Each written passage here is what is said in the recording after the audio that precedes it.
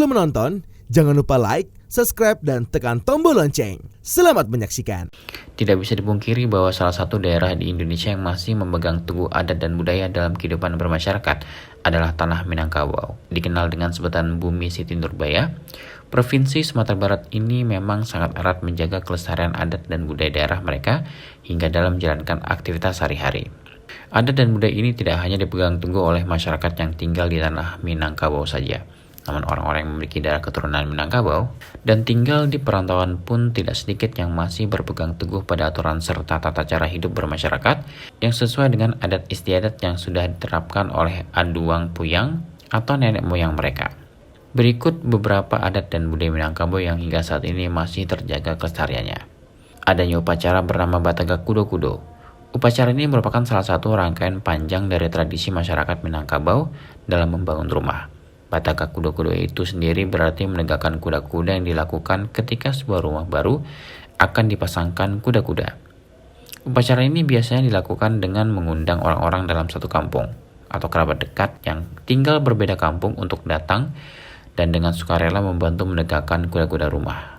Masyarakat yang datang dan ikut membantu nantinya akan dijamu dengan makan-makan seperti layaknya upacara baralek. Kaum bapak akan bersama-sama membantu dalam menegakkan kuda-kuda, sementara kaum ibu bertugas di bagian dapur untuk memasak makanan yang akan dimakan bersama setelah selesai menegakkan kuda-kuda.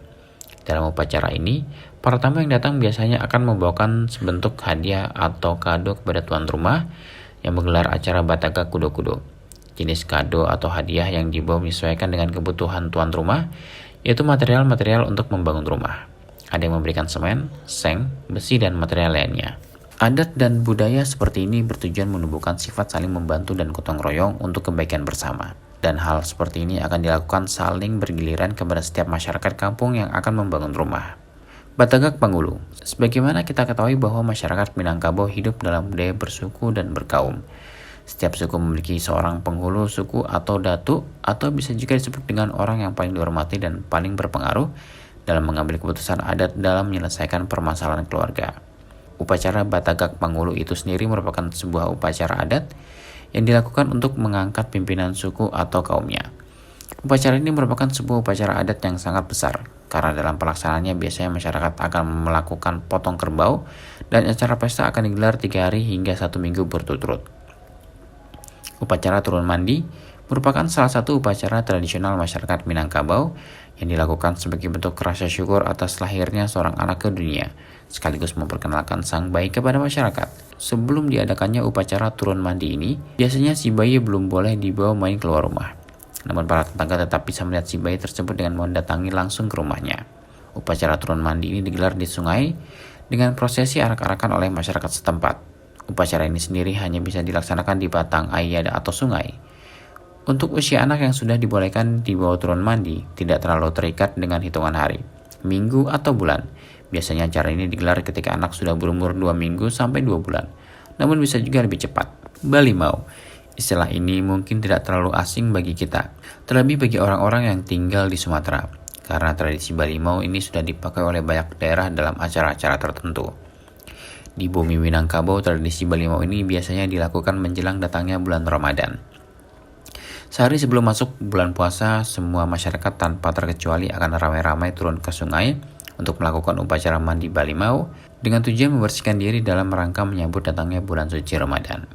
Selain membersihkan diri dengan cara mandi, tradisi ini juga bertujuan untuk saling bermaaf-maafan kepada sesama agar batin dan hati selalu bersih dalam menjalankan ibadah puasa nantinya dan begitu untuk seterusnya. Pernah dengar pesta Tabuik? Perayaan Tabuik sebenarnya merupakan tradisi masyarakat Pariaman, sebuah daerah di Provinsi Sumatera Barat. Perayaan ini dilakukan untuk memperingati meninggalnya cucu Nabi Muhammad SAW, yaitu Hasan dan Husain. Prosesi upacara ini biasanya berlangsung selama 1 minggu dengan perayaan puncak yang dinamakan Hoyak Tabuik yang dilaksanakan pada tanggal 10 Muharram setiap tahunnya. Pada puncak perayaan Tabuik ini biasanya masyarakat dari seluruh penjuru Sumatera Barat akan memenuhi kota Pariaman untuk ikut menyaksikan Hoyak Tabuik. Tidak hanya masyarakat dari Sumatera Barat saja, namun mereka yang menyaksikan prosesi pesta Tabuik bahkan juga datang dari luar negeri. Event tahunan kota Pariaman ini memang selalu dinanti setiap tahunnya. Makan Bajamba.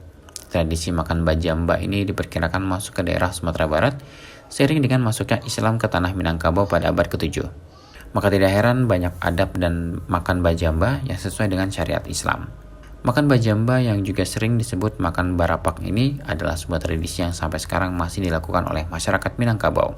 Prosesi makan bajamba adalah acara makan bersama di sebuah tempat yang luas, bisa juga di dalam masjid, dan biasanya dilakukan pada hari besar Islam, upacara adat atau acara-acara penting lainnya. Jika di daerah Madura ada yang dinamakan karapan sapi, maka di Sumatera Barat ada juga tradisi unik yang dilakukan yaitu pacu jawi. Pacu jawi merupakan tradisi unik yang berasal dari masyarakat tanah datar, khususnya masyarakat di Kecamatan Sungai Tarap, Rambatan, Limo Kaum, dan Pariangan. Selain itu pacu jawi juga dilaksanakan di wilayah Kabupaten 50 Kota dan Payakumbuh.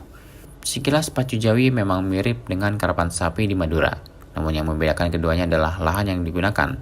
Jika karapan sapi menggunakan sawah yang kering, maka pacu jawi di Minangkabau menggunakan sawah yang basah dan berlumpur. Selain untuk mempercepat lari sapi, joki pacu jawi tidak menggunakan tongkat seperti karapan sapi. Mereka biasanya menggigit ekor sapi. Unik bukan? Pacu itiak. Pacu itiak adalah balapan itik, merupakan salah satu tradisi unik yang berasal dari daerah Payakumbuh dan 50 kota. Event pacu itiak ini biasanya dilaksanakan di 11 tempat berbeda di kota Payakumbuh dan Kabupaten 50 kota. Aturan perlombaan pacu itiak ini adalah dengan melemparkan itiak sehingga itiak pun terbang menuju garis finish. Itiak yang paling cepat mencapai garis finish tentu akan dinyatakan sebagai pemenang.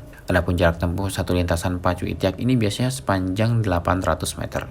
Tim Eljan Media melaporkan.